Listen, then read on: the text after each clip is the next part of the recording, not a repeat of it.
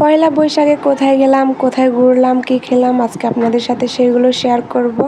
Hello friend, আসসালামু আলাইকুম। সবাই কেমন আছো? আলহামদুলিল্লাহ, আমি অনেক ভালো আছি।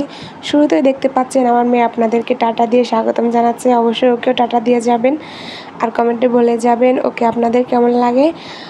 তো আমরা পয়লা বৈশাখ উপলক্ষে ঘুরতে বেরিয়েছিলাম চিড়িয়াখানার উদ্দেশ্যে। আসলে ঘুরতে আমার অনেক ভালো লাগে, কিন্তু ঘোরার মতো সেই রকমের সুযোগ পাই না। আর পিচ্চিকে নিয়ে বাইরে বের হওয়া অনেক ঝামেলা মনে হয় আমার কাছে, যার কারণে ইচ্ছে করলেও বাইরে বের হই না। এটা হচ্ছে ফজলিকের গেট, যেটা দিয়ে ইঞ্জিনে আমরা ভিতরে ঢুকলাম।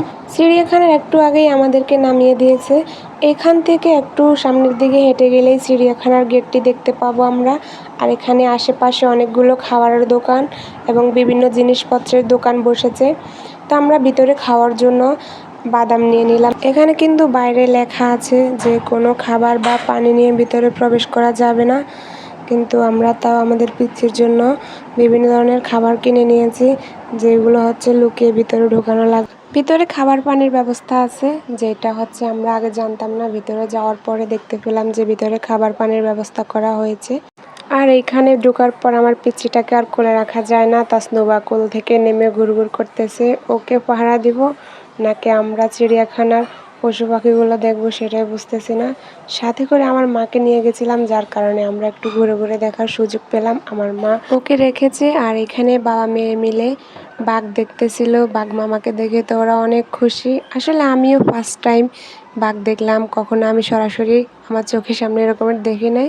তবে দেখে ভালোই লাগলো, ঘোরাঘুরি করে বিভিন্ন পশু পাখি সম্পর্কে জানতে পারলাম। বাঘের পাশের খাঁচায় আছে সিংহ মামা, যাকে হচ্ছে আমরা ঘুম থেকে ডেকেও তুলতে পারি নাই। তার কাছে যতবারই যাওয়া হয়েছে সিংহ ঘুমাইতেছে। আর হচ্ছে বিভিন্ন পশু পাখি দেখতেছি ঘুরে ঘুরে, ভালোই লাগলো। প্রাকৃতিক দৃশ্যগুলো কিন্তু আসলে অনেক সুন্দর। তার সাথে হচ্ছে আল্লাহর তৈরি জীবজন্তুগুলো দেখে আরও ভীষণ ভালো লাগলো। অনেক সুন্দর সুন্দর জিনিসের সাথে পরিচিত হলাম। ভালোই লেগেছে ঘুরে এসে।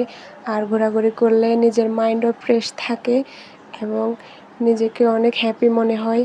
আমার কাছে অনেক ভালো লাগে ঘোরাঘুরি করতে। আপনাদের কার কাছে কেমন লাগে জানি না। আর এইখানে সবচাইতে ভালো লাগার একটা জায়গা হচ্ছে এই সিঁড়িগুলো, যেটা হচ্ছে পাহাড়ের উপর দিয়ে গেছে। এইগুলো হেঁটেও আপনি শেষ করতে পারবেন না। আমরা দুজনে অনেক দূর পর্যন্ত হাঁটলাম, কিন্তু সিঁড়িগুলো বেয়ে শেষ করতে পারলাম না। শেষমেশ আবার নেমে চলে এলাম বাকি পশু পাখিগুলো দেখার জন্য। এগুলো হচ্ছে হরিণ, আর এখানে চিতাবাঘ ঘুমাইতেছে। এইখানে এগুলো হচ্ছে জলহস্তিগুলো পানি থেকে উঠে নাই, পুরোপুরি দেখতে পারি না, শুধু ওদের মাথাটা ভাসতেছে উপরে। দেন আমরা ঘোরাঘুরি শেষ করে এরপর আমরা এখান থেকে বেরিয়ে যাওয়ার পালা।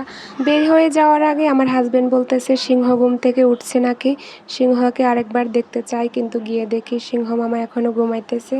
তো কিছু করার নেই, আমরা বের হয়ে পড়লাম চিড়িয়াখানার গেট থেকে। আর এখানে বের হওয়ার পর আমার মেয়ে তার জন্য খেলনা পাতি কিনে নিল, আর এগুলো কিনে খুব খুশি। তো আমরা খাওয়া দাওয়া শেষ করে বাসার দিকে রওনা দিলাম। আল্লাহ হাফেজ, ভালো থাকবেন। এখানে শেষ করলাম।